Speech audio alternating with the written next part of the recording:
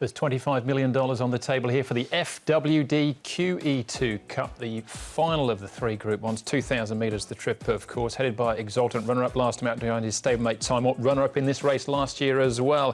Fiore also with the Tony Cruz yards as well, so 3 of the 7 runners for Tony Cruz. Eagle Way, Neil Callan from Barrier 3. Elusive State, 1 or 2 in the race for Tony Miller. Playa del Puente, huge run behind Golden 60 in the Derby, and Glorious Dragon, ridden by Chad Schofield from Barrier number 2. As far as the speed is concerned here, Tom, Time Warp, then a space.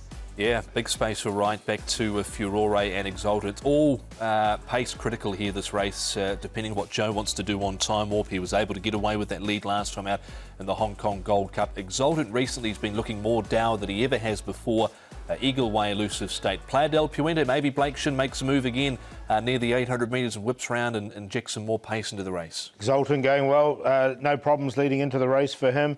He's had an uninterrupted campaign, he moves nicely. Barrier 5, he's had plenty of work, he's super fit going into the race. There's no problems with Exultant if you like him. And the same has to be said for his stablemate Time Warp.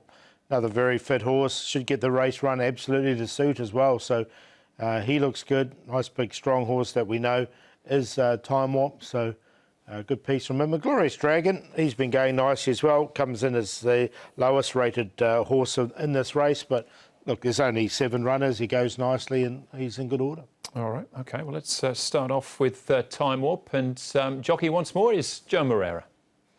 Time Warp, you're able to upset Exultant last time in the Gold Cup. Small field, could you do it again? I gotta believe it.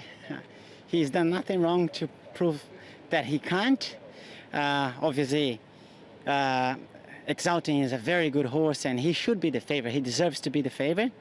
But if someone else is to upset the favourite, I think Time Warp is going to be the one.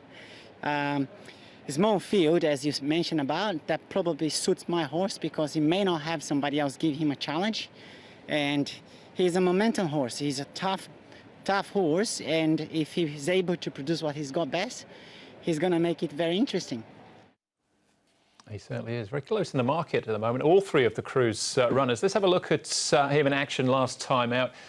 Exultant had a fair bit of ground to make up on him as they swung for home, but Joe rated him perfectly out in front here, Paul. Yeah, he did, and look, I think he can do it again with Time Warp. If he's left alone, we know how of a hard horse that he is. His brother was giving him a hard time when they raced against each other. He's not in the field, and he ran away and won this race. Now, Exultant, he'll be winding up late, and Zach will be well aware of Time Warp's capabilities.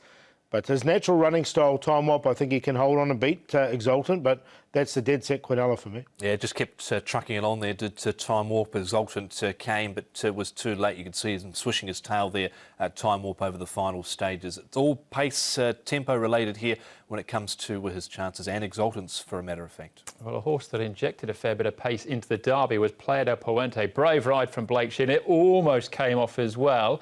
Can he do something similar again? Yeah, well, you wouldn't see a better ride to run second here than what Blake put up here on Playa del Puente. Cut down over the concluding stages by Golden 60, who unleashed that terrific turn of foot. I guess the riders, to some extent, will be aware of what Blake could potentially do here, like he did this time out with Playa del Puente. Wouldn't surprise me if he does try it again. If there's not a lot of pace on running off the back, we could see that happen again. Yeah, it's a hard thing to do with Time Warp, though, because he can run some pretty quick sectionals, Time Warp.